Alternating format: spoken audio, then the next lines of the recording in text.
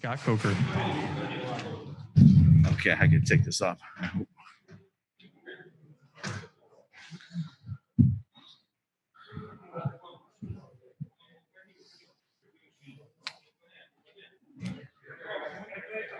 All right, Scott. Quite the cap to the main card, main event. You got a new champion. Talk to me about Vadim Nemkov and what you thought of his performance.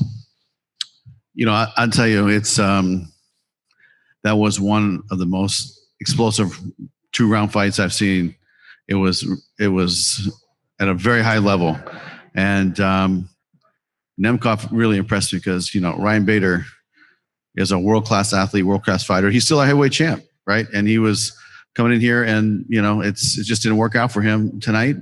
I know he'll be back, but Nemkov is a beast, man. He has everything. He has, obviously the wrestling to deal with the top wrestlers in the world.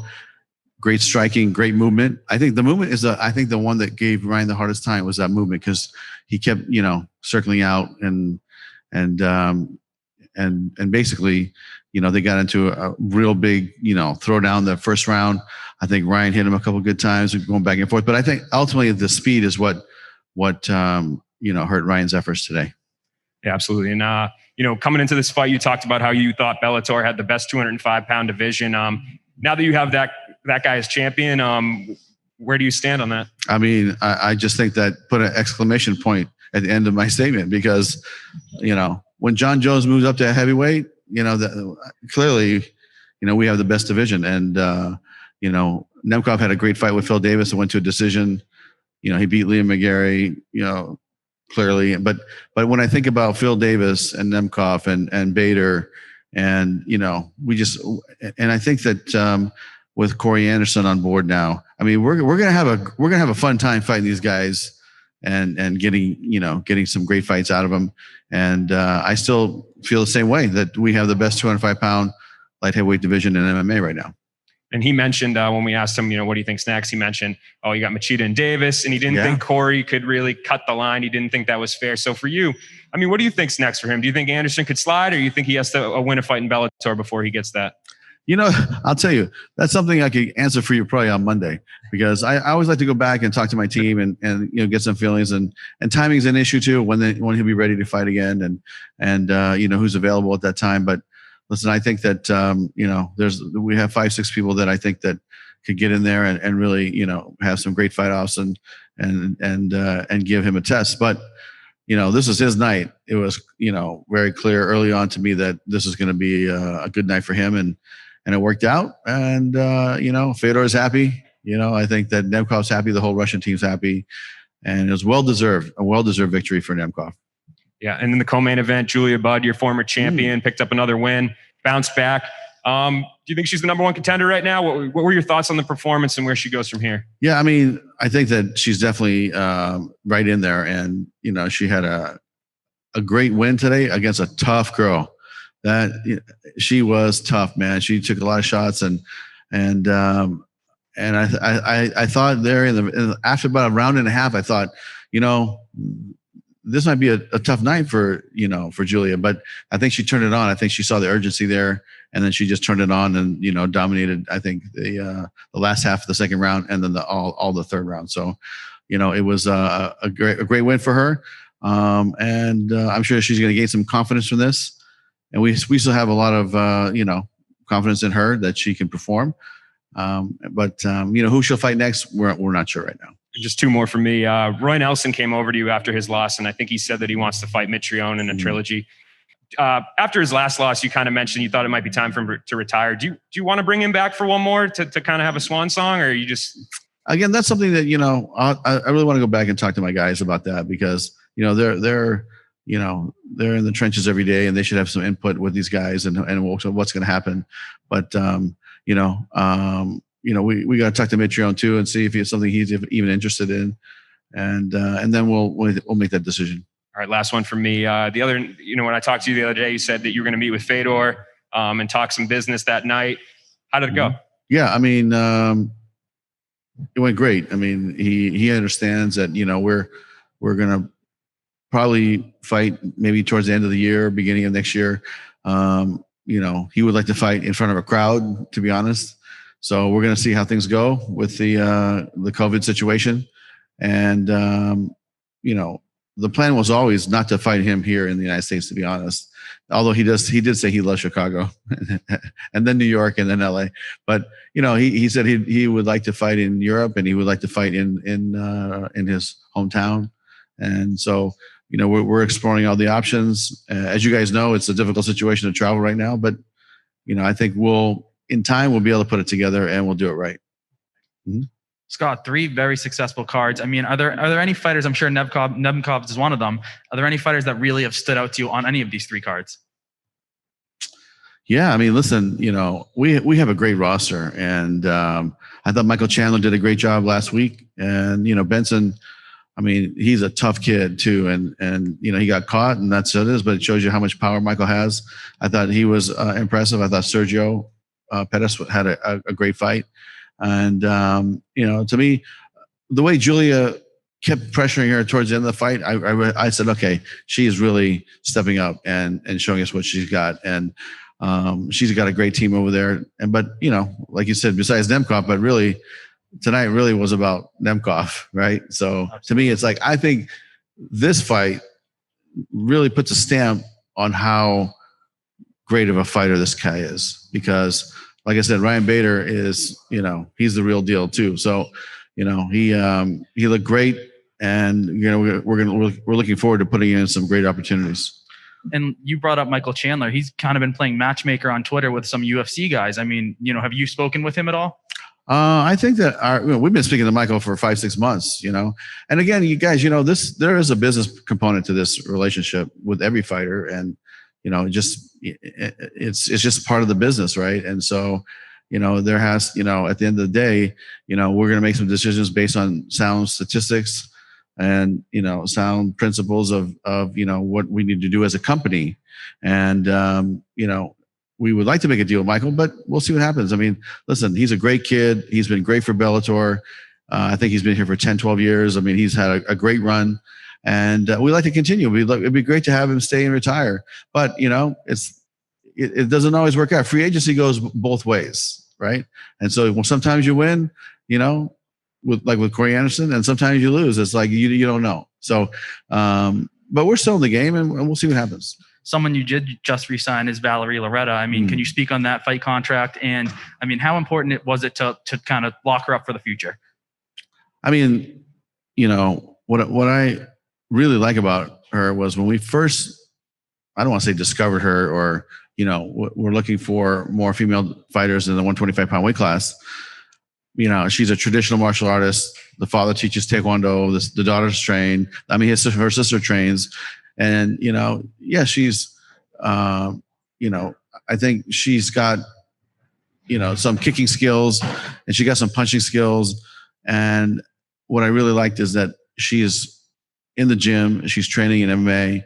She's learning the game of mixed martial arts, and not just sticking to her traditional style, which she's going to have because you're going to have to learn how to punch, which she has, obviously. You guys saw she's got some good power, good timing. And listen, I think the world enjoyed her TikTok dance, right? It was a great thing. And, she had a lot of engagement in that, and that's, we'll take it. It's great for us too. But, at the end of the day, you have to put your time in, and you have to learn to be a complete mixed martial arts fighter, which she's doing. And I think that you're just going to see her grow and grow and grow, because she's athletic, right? She's in shape. She comes to fight. She's got that mean little thing that you got to have, that little spirit to fight, to really be in the cage, being a warrior. And so she's got that little grit about her. And she could do this. She just has to keep training and get better and better. And listen, I look forward to putting her back into the cage soon, because we want to keep her going and keep her fighting, and getting her to where she has enough experience to really start fighting the top girls.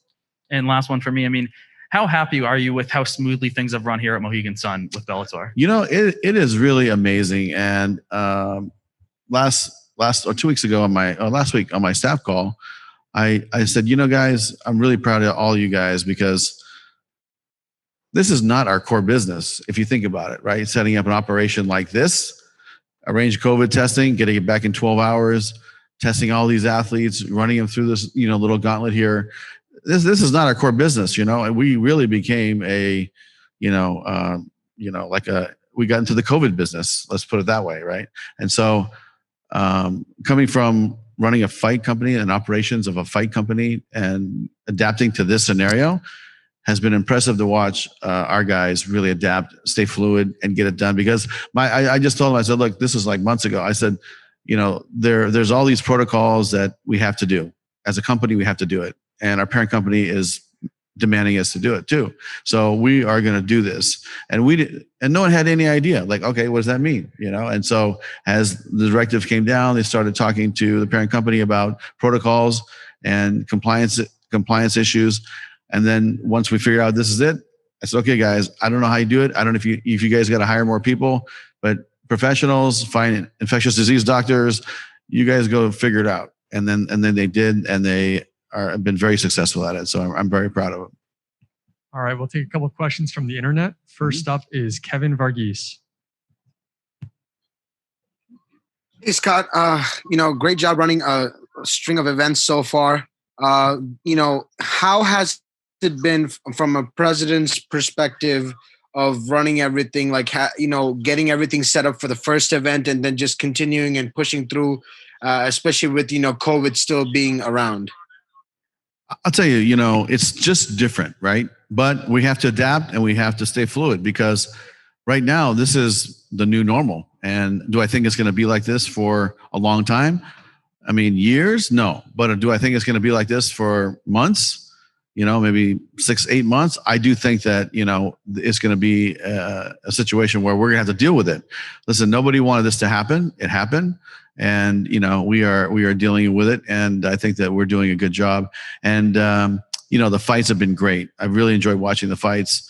And, seeing the quality of fights, coming out of the Mohegan Sun has been, I think, world class and, as good as anybody else. So to me, tonight you saw super high level mixed martial arts at the light heavyweight division and Julia Budd's fight. And, it's just really nice to see it. But, would it be nice to have, 10,000 people here in the arena like we normally have? Sure. But it's not going to happen. And I think that until, we figure this whole thing out as a not just a country, but as the rest of the world and everybody, we got to figure this thing out.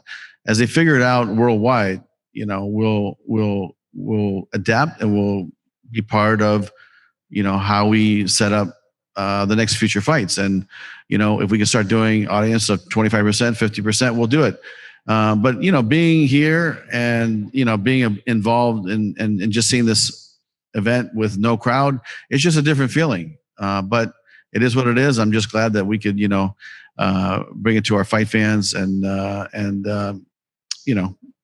get our fights back on the air. Sean Lennon. Scott, congratulations on another successful event. I wanted to get your thoughts on a couple of the fighters on the prelim card. First is Yaroslav Amosov, now 23-0. How excited are you to slot him on a main card soon? Yeah, you know what? I think he's earned his way onto the main card. And I was just talking to my guys here, and that was one of the first names that popped up. Is that we got to put this guy in the main card because he's a beast, and I look forward to him continue his growth as a mixed martial arts fighter. I look forward to putting him up against some real big competition and let him start testing himself because he's earned that shot. Nick Baldwin, your line is now live.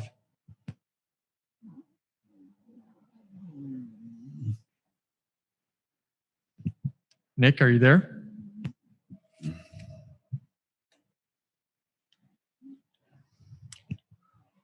All right, Giancarlo, your line is now live. Hi, Scott. One of the big fights you had planned before everything went on pause was Douglas Lima moving up to 185 to take on Gegard Mousasi for that vacant title. Is that fight still the plan? Because like you mentioned before, there's still travel issues with some fighters. Yes, the good news is we were able to obtain a proper visa for Gegard and his team to come into the U.S. So you will see that fight probably here at the Mohegan Sun before the end of the year.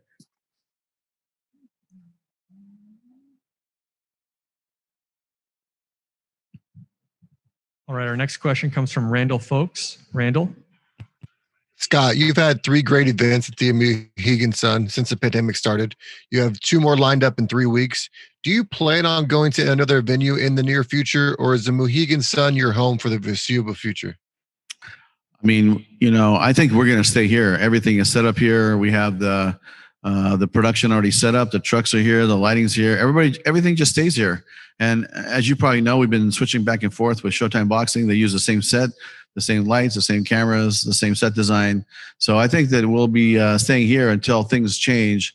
And I think it's going to be probably through the end of the year that we'll be here, and then we'll evaluate it from there. I mean, if things change and there's a vaccine or they figure out how many people will be allowed in audiences in the near future, we'll make a decision at that time. But the hotel's been great to us. We've had a really good time here. I think we put on some great events. I think we have the best set design and production in MMA or even in combat sports right now, quite frankly. And I think it just looks fantastic inside the arena, and on TV, it looks amazing. So to me, it's all set up here. I think we're going to stay here. This will be the home of Bellator for the next several months. Nick Baldwin. Hey, Scott. Just a question about Bader. After tonight's loss, he's, of course, still the heavyweight champion. Would you say the plan for him would be to focus at heavyweight? And, do you see his days at 205 as over, or can he eventually, go back down and try and recapture this belt? What do you think? I mean, I think I haven't talked to Ryan, so I'm just speculating here, but I believe that he'll probably want to go back to heavyweight and fight some heavyweight fights. But I do think this, as a fighter, he's going to want to come back and avenge this defeat at some point. And so whether we do it, as a heavyweight or he wants to come back right away, we'll let him decide. But, my guess, again, it's just speculation that he'll want to move up to heavyweight for a couple fights, and then he's going to want to fight Nemkov again. That's what I think. Is there anybody in mind for his next heavyweight title defense? You know what? We have some heavyweights fighting here, and I think that we haven't announced it yet, so I don't want to say what they are. But we have a couple heavyweight fights in early October. We haven't announced these fights, like I said. So I really don't want to talk about it, but we do have some fights coming up where we have some heavyweights, and we'll take it from there. But because of the stoppage, Ryan's going to be on suspension for probably 90 days or whatever the commission puts on him, and then we'll decide what to do. But I think beginning of next year, he's going to want to fight again, and we'll put him in a great heavyweight matchup. John Eric Poli. Hi, Scott. I wanted to ask you about Wyatt Barber. I know he's been signed for a few months now. When exactly we finally get to see him step inside the Bellator cage? What was it? Wyatt Barber. John? Yeah, I was wondering about Wyatt Barber, when we're going to see him step inside the Bellator cage. Yeah, you know what? That's something that if you give us your email address or phone, we'll definitely get back to you. But right now, I'm not sure. Okay, and then just one more for me then. You guys have a partnership with Showtime Boxing. I was wondering if you could kind of explain on what all that entails and what we could see out of that in the future. Well, as you probably know, we're from the same company now. Once the merger happened and Viacom and CBS merged back together, Showtime is part of the family. And, so you'll see a lot more, let's say back and forth promotion, and you'll see maybe some of our fighters at some of the big Showtime fights and back and forth, same thing on the other side. And, but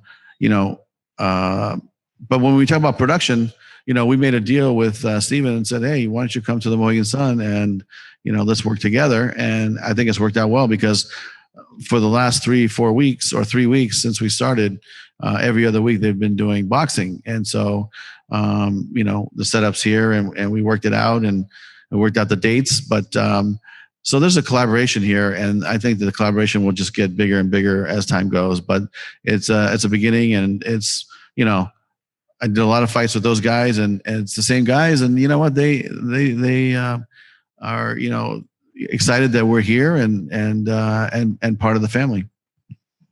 We'll take one last question here from Connor Northrup. Connor. Hey, Scott. How you doing? Good. How are you? Good. Thanks for asking. Obviously, there's a storyline here with Team Fedor and Ryan Bader, especially after this one. But how far is a guy like Valentin Moldavsky away from getting a potential heavyweight shot?